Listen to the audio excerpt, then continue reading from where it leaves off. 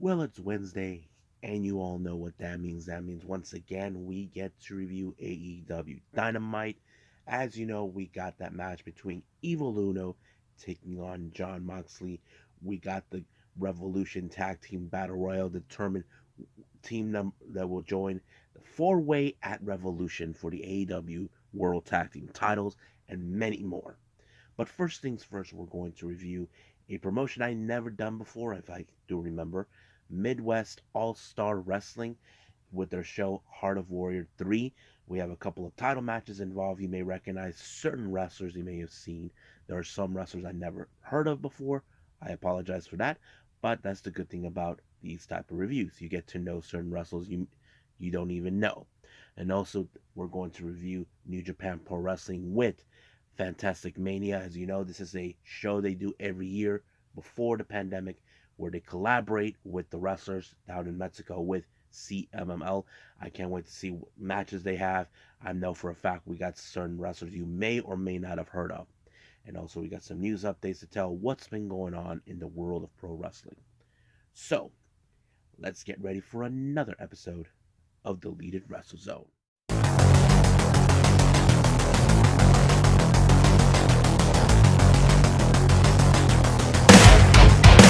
Are you ready? Get up, get up! Get up, get up! Get up, get up! Get up, get up! Get up, get up! Get up, get up!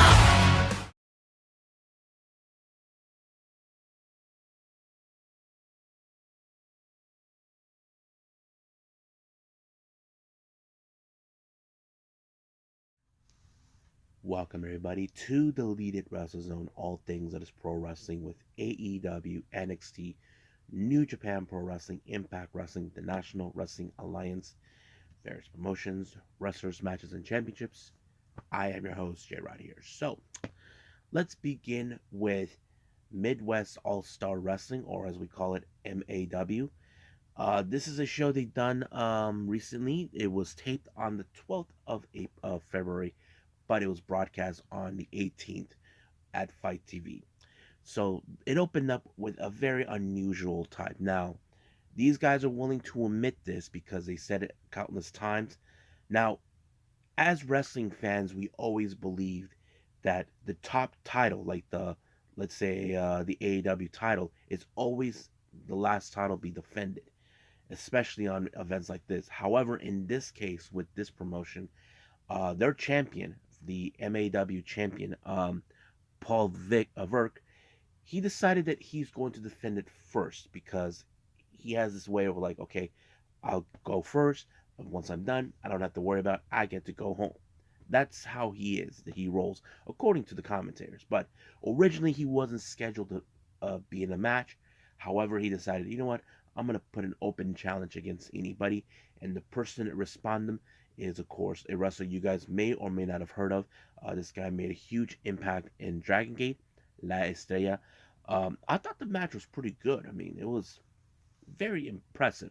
Now, there are people that are willing to admit in this promotion they don't know much about La Estrella, but they got to have a good glimpse of him. Now, Estrella isn't a fantastic high flyer, but there was no way, in my opinion, that this was going to fall where he wins the title. It did remain with Paul Verk when he applied a dropkick maneuver onto La Estrella to keep him down until he picked up the 1, 2, 3, and it was over. He retained the title, so that means he gets to go home.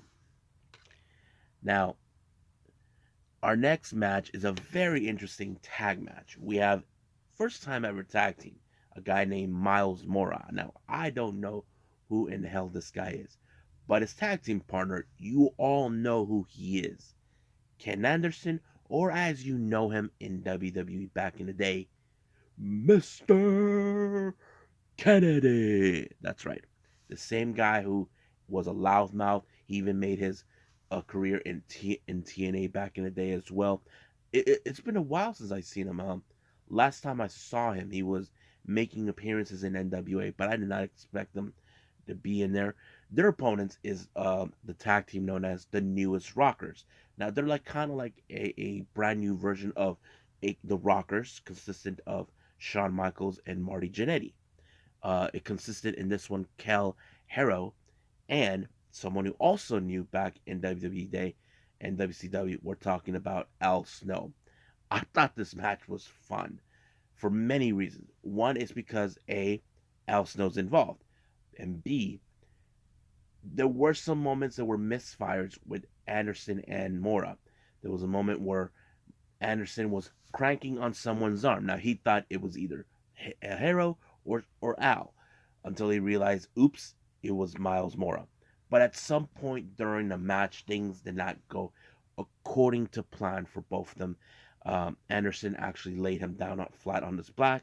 That gives Cal Harrow the opportunity to pick up the 1, 2, 3, and it was done right there. Now, our next match, this is for the MAW Women's Championship. Now, this is a deep a story that I did enjoy. We have two challengers. It's a three-way. We have Sierra and Viva Van taking on Laney Luck, who is the champion. However, Sierra, who had issues towards Laney Luck, losing to her, felt that this was her time. However, her man, what's his name, the Jet Avalon, was not supposed to be there. So the management told him either he leaves or they'll kick him out. So he chose to leave instead. But the one thing that was smart in this match was the fact that Sierra, who was not going to take any chances with Laney Luck, decided to take her out, and that's what she did. It just left with both her and Viva Van. Now, Viva Van, in my opinion, she has recently been killing it in the independents, obtaining 6 belts from 6 different promotions. If she wins this one, she gets a 7th in her collection. However, much of the match would have gone like that. However, Laney Luck did come back because the story falls into favor with Sierra and Laney Luck. However, there was a moment where, of course, near the end, Viva Van had the match won, but Sierra took advantage of it when, after Viva Van applied the elevator and pushed her out of the way, took the match and pinned and finally become the MAW Women's Champion, which is a title she felt that she earned and deserved. So the real question is, now what's next? Well, if I don't get a chance to see it again, we'll just find out some other time. Now, our next match, we have Coda Jacobs, along with Joey Jet Avalon, taking on Swoggle, and someone you also know, Eric Redbeard, formerly known as is Eric Rowan. Yes, folks, the same guy. Now, if you guys don't know who, I don't know who Joey Jet Avalon, but he did appear at the women's match. But Coda Jacobs, he's like this guy who's like an elected official who's trying to vote, all this other stuff. But you're dealing with a very short guy with a temper. You even got a big guy who has a much bigger temper.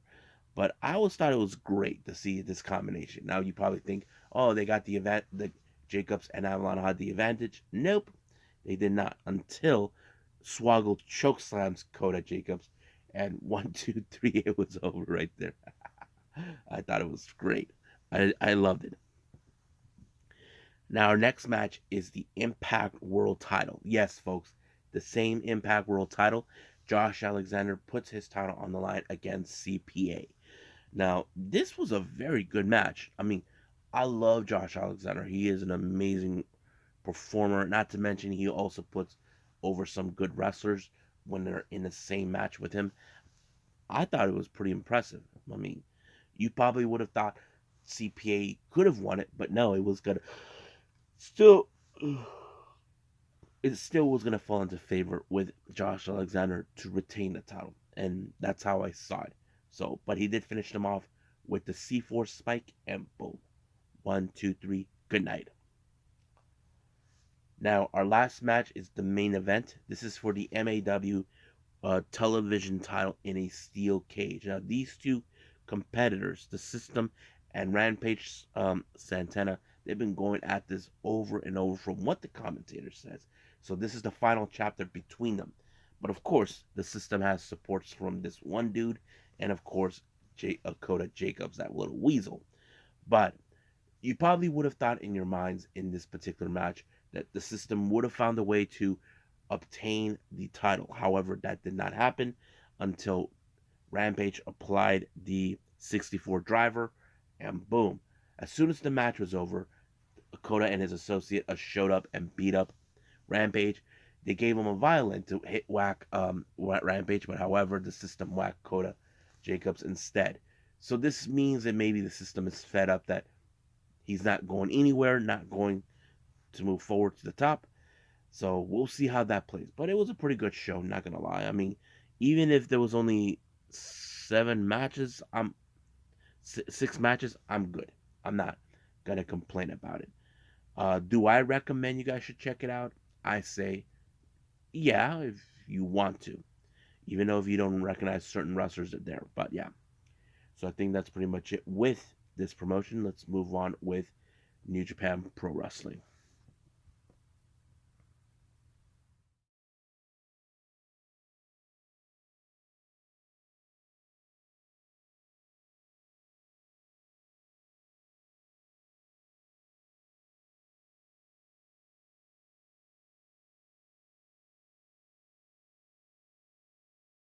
Okay, New Japan Pro Wrestling presents CMLL Fantastic Mania. This is an event that they used to do prior before the pandemic hit us.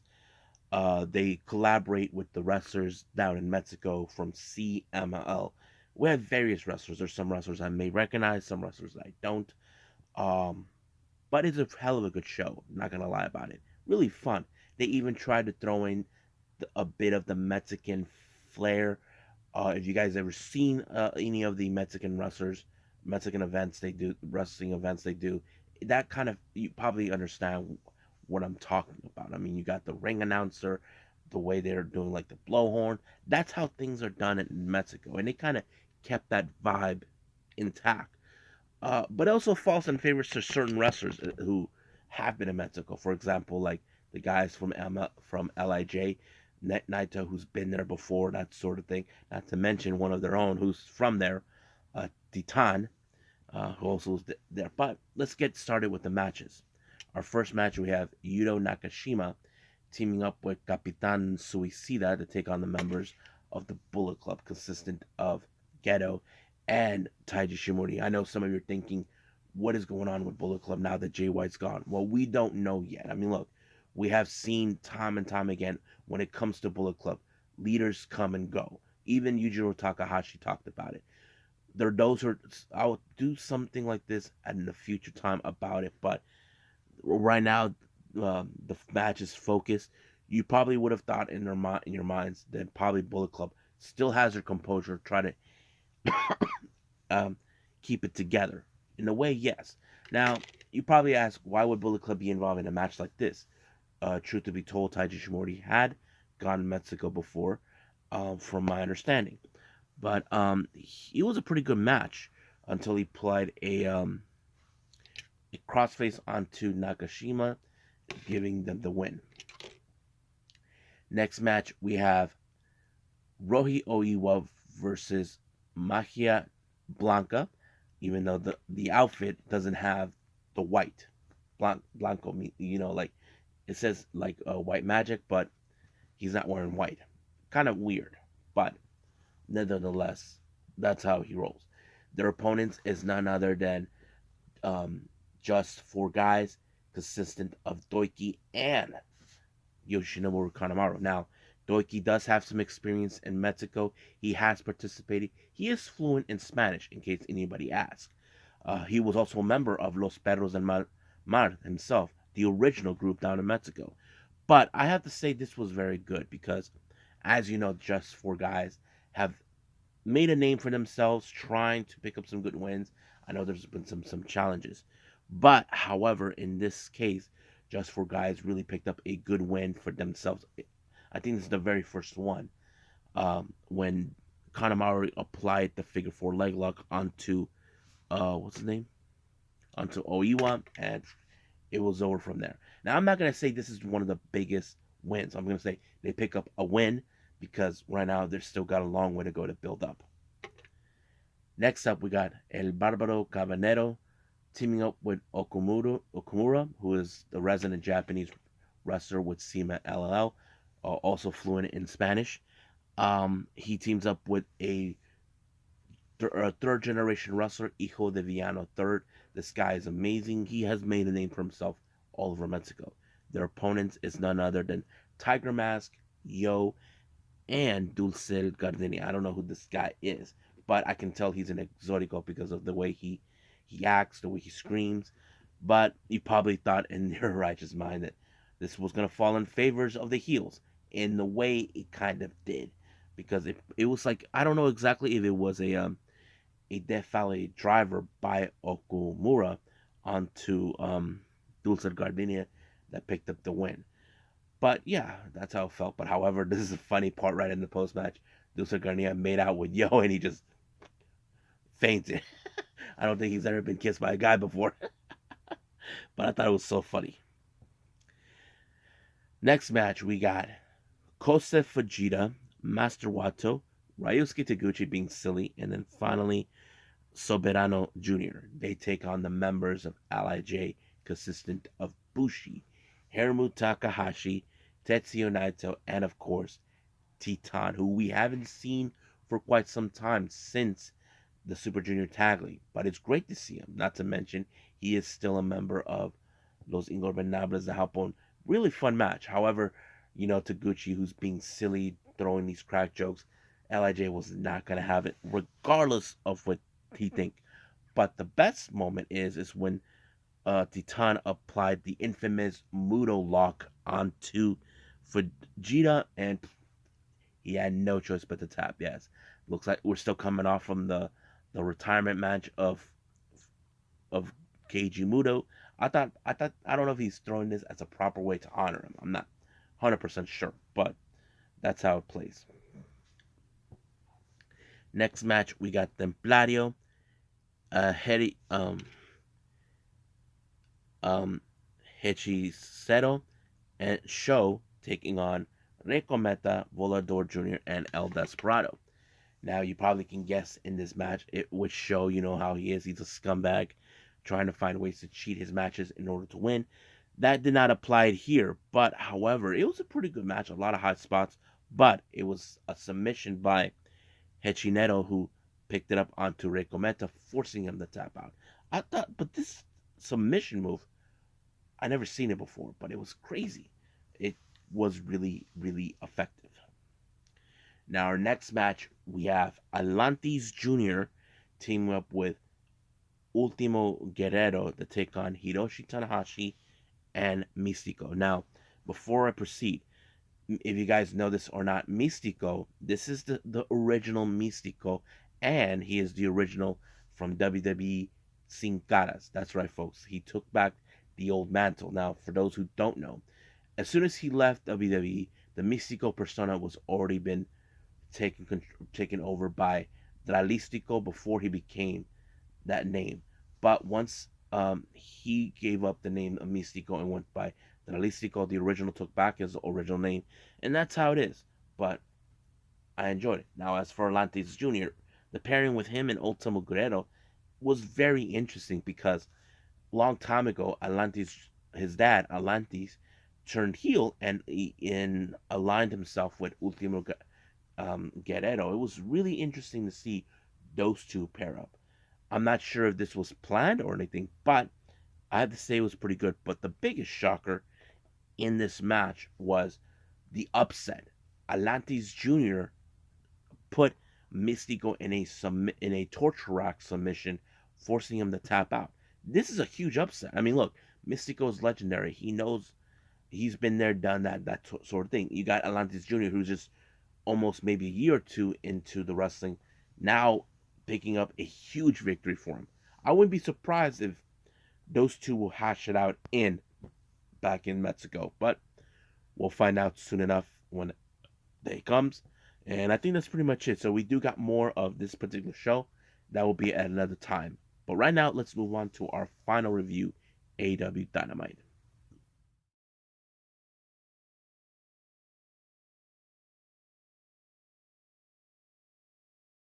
Okie dokie, our final review is AEW Dynamite. Opened up with the All Atlantic Championship between Orange Cassidy and his former friend and protege, Wheeler Yuta. Now, if you guys remember last year, Yuta felt that he was not succeeding more when he was part of the Best Friends. Not to mention when, of course, he was getting more involved with the Blackpool Combat Club. Now, a week ago, Wheeler Yuta got into his face and told them that, he feels that Orange Cassidy doesn't care about the All Galactic Championship. But Taz made a good, fantastic point. We all seen, Orange Cassidy defend that title time and time again. Because look, how many times have we seen morons get into his face telling him we want a title shot and he goes, okay. They should know by now. He cares. He's not bothered that you guys are asking him for title shots. He's not having people kiss his ass. He's saying, okay, let's do it. Just like that. But the obvious factor that was pointed out was the fact, how much does Orange Cassidy knows Wheeler Yuta? How much does Wheeler Yuta knows Orange? That is a good factor because they might know every move that they were going to make.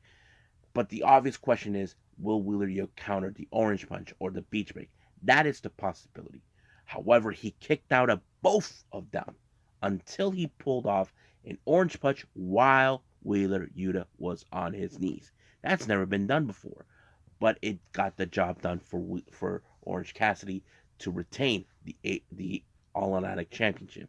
However, in the end, he wanted to give a hug to Wheeler Yuta, but Yuta was like, I'm not having it. So he just walked off. Now, we do get a very interesting interview with Renee Paquette talking with Evil Uno and Hangman Page. However, as you know, Hangman's not okay with the idea what Evil Uno is doing. But however, Uno does make a fantastic point. They always had Hangman Page's back, but this time now they want to stand up for themselves. And there's nothing wrong with that. But Evil Uno implored Hangman Page, telling him, please stay in the back. Let me handle this. So basically, Hangman knows what's that like, that he has to oblige to his wishes. So we'll see what happens then. Now, Ricky Starks comes out to give out a promo. I thought it was a fantastic one. I mean, I remember prior to all of this, Ricky Starks was never good at it, but it seems like he's getting better, much better at it, what he can do.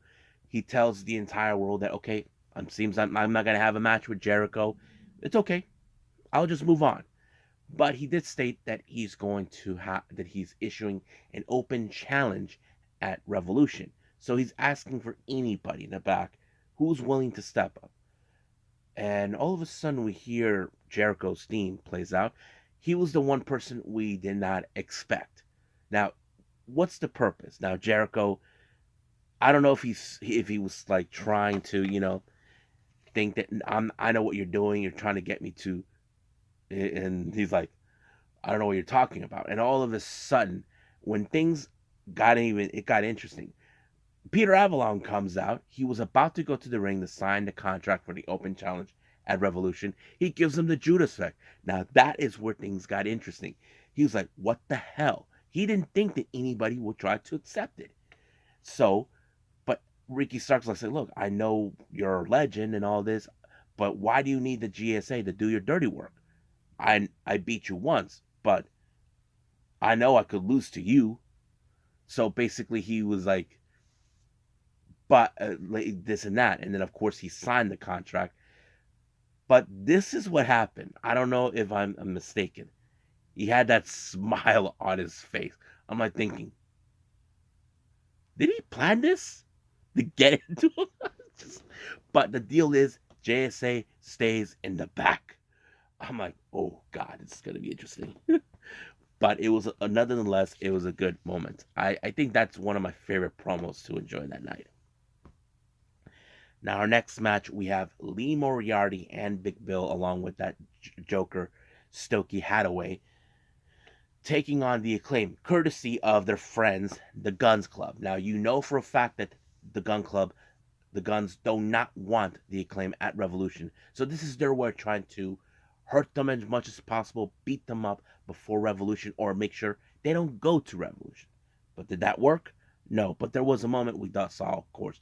Once again, they decided to beat up their dad, but it did not work. But it took only a mic drop by Max Caster onto Lee Moriarty to win the match. And I'm sure the Guns are not happy because they know the Acclaim are heading to Revolution.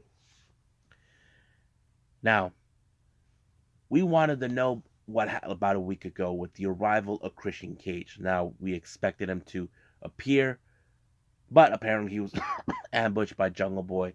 Jungle Boy was about to do the concerto, but it backfired. He ended up himself in the concerto. But we're still yet to understand why has Christian Cage come back after many months. What's the purpose? We know that Jungle Boy has some plans of his own, especially trying to win championship gold as a singles competitor. So we'll find out. Now our next match we have Saraya along with Toni Storm to take on Sky Blue. So as you know, the war between the outcasts or freelancers or whatever taking on the OGs rages on. But however, much of this match, Toni Storm gets involved. But however, Saraya actually put Sky Blue in a submission. Now, as soon as they were trying to put the spray can loser on her, Britt Baker and Jimmy Hayter showed up, the helping hand. And then all of a sudden, here comes Ruby Soho, and she asked Jamie Hayter, I want the title. And of course, Jamie Hayter has no problem. Now, later on, it did show in an interview that Jamie Hayter, she understands Saraya's dilemma, but she doesn't understand why is she trying to destroy something they built for. But she also saw the same thing about Ruby Soho, who just came back from injury, that sort of thing. So so she made the choice to put her AEW Women's title on the line at Revolution in a three-way. Now, some may think, is this wise enough for her? Well, who knows? Because we have seen many wrestlers who thought they were wise enough to do what they thought it was the right call, may end it up. But we will find out soon enough because like I said, I look at this whole thing with the women's division now. You got people like Saraya and Toni Storm who are like the outsiders who are trying to think they're better, far more superior than the OGs. Then you got Ruby Soho, who is a bit of both in some ways, but she's like right in the middle. I wouldn't be surprised if she leads her movement, that sort of thing. So we'll find out in the upcoming weeks for that. Now, Bryan Danielson comes out with his promo, talks about MJF, how he thought, oh, MJF, you're trying to get rid of me and all this, but MJF tries to get up. But one thing, MJF said that he hates Bryan Danielson for many reasons. I think he had many, it's like, he feels like Bryan Danielson had everything. But the one thing he did later on is to cross the line mentioning his kids, and this led into a big fight between Bryan Danielson and MJF. Basically, MJF didn't know when to cross the line, so that kind of happened. So we'll see where they're going to go. Now, our next match is a Revolution tag team battle royal. We had teams like Top Flight, The Butcher and the Blade, Menard and Parker, many others. But the one team I kind of did not expect, or kind of thinking they were not going to win it, was Jeff Jarrett and Jay Lethal. Now, we know they had made a play for the tag titles in the past, but that kind of backfired on them. But of course, the Guns decided, to play smart right after they won the match, saying, we have a common enemy, the Acclaim. But Jeff Jarrett doesn't trust them for many reasons. Why? It's this. We have seen this many times. You make an alliance, and then you stab each other in the back. I think it's more like Jeff Jarrett's like that. One veteran says, look, I dealt with people like you. You say we want to be alliance? We'll stab each other in the back. I think Jarrett knows how this game is played, but I don't think the Guns have any idea how it's played.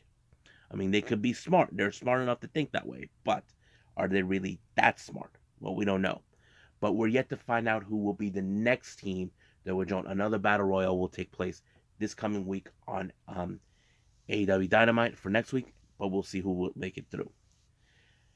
Now, we do have a very interesting video package coming in from the House of Black. Last on Rampage, we saw that they kind of made their presence known to the Elite. It appears now that they're calling them out and most likely could be gunning for the AEW World Trios titles. I think many fans were kind of hoping that they would make a play, but who would be the challengers? Well, I have to say the Elite could be the potential one. This would put the Elite in a big, cute test in their in their reign. Now, this has been buzzing around for a while prior before it was made announced. As you know, it was announced on Twitter.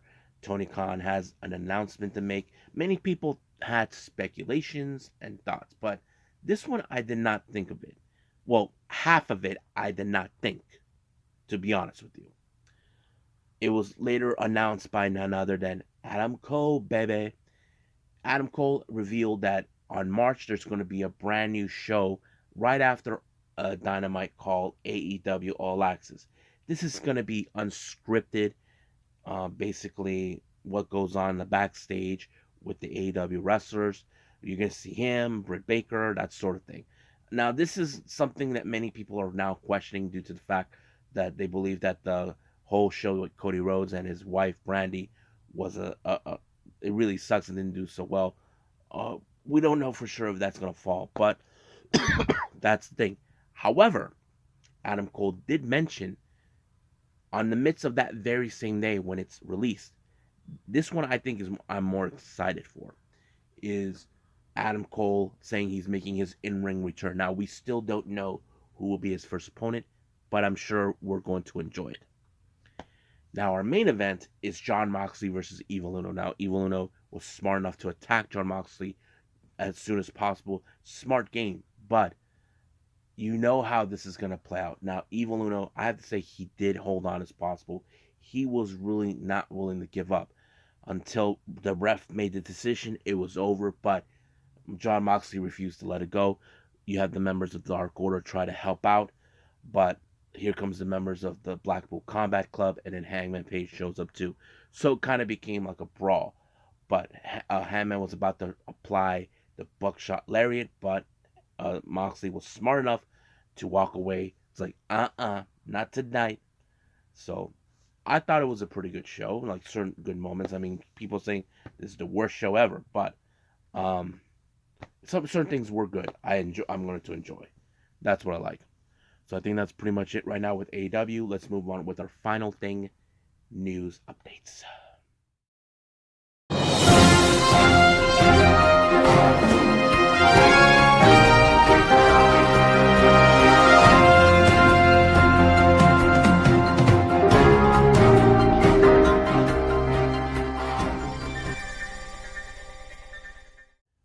Okay, welcome to our news updates.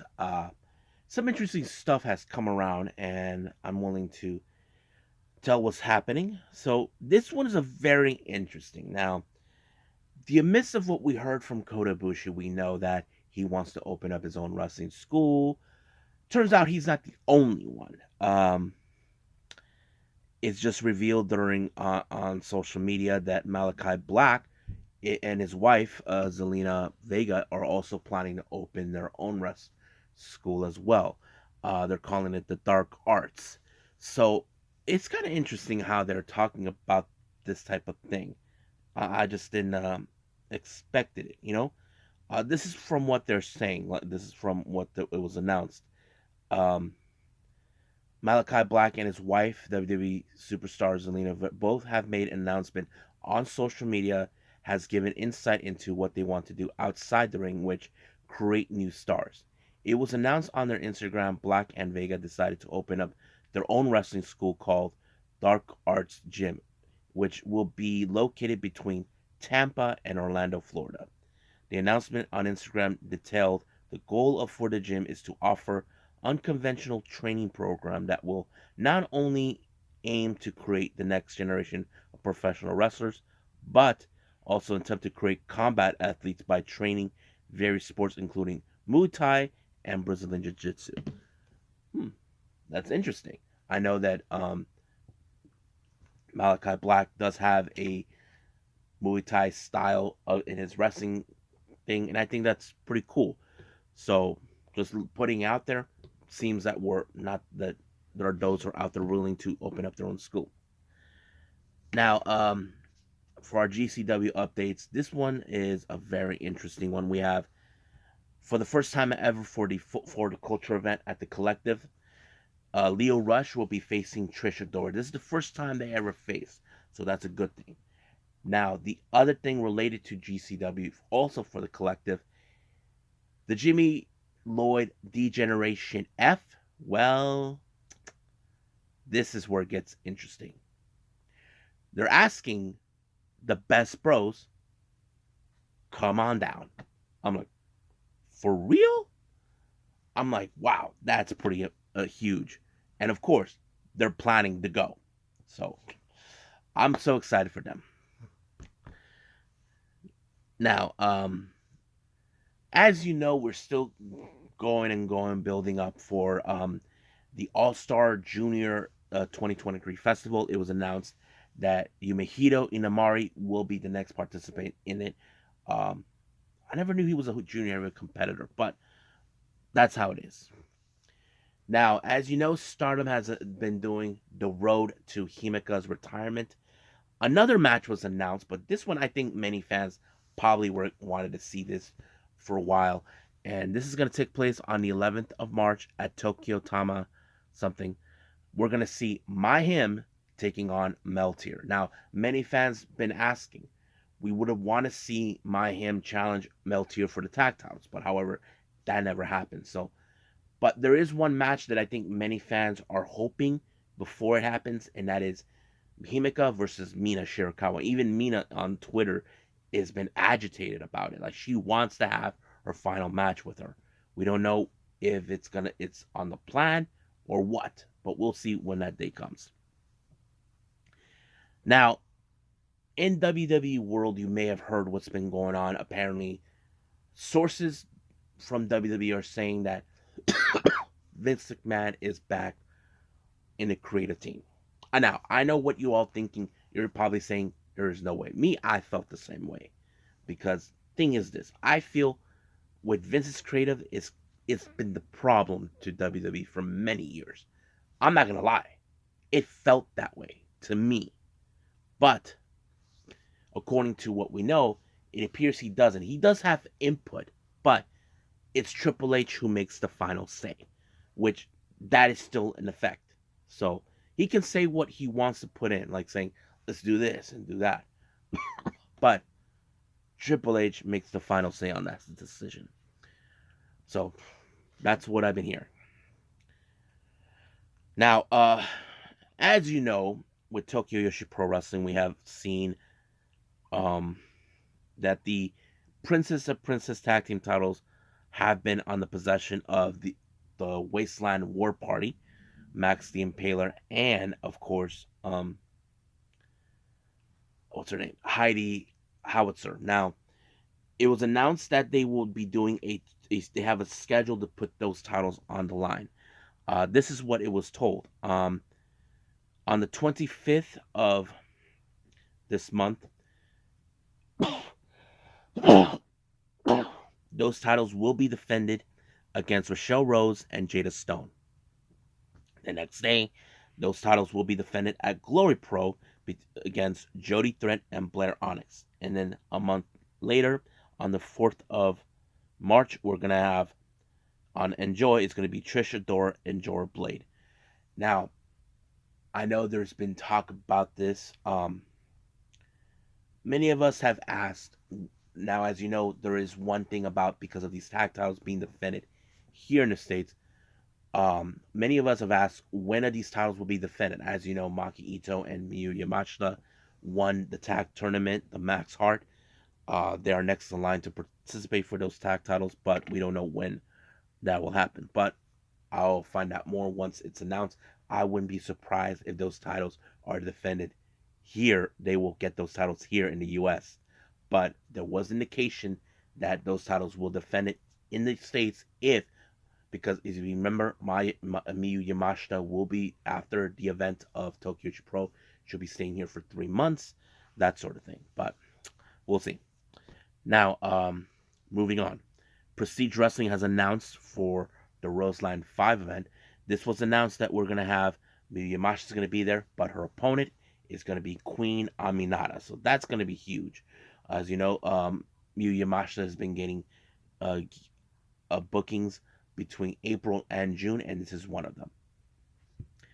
Now, JCW has announced for their March Madness event on the 4th of March, we're going to have Young, Dumb, and Broke taking on Main Event. So I'm looking forward to that tag match.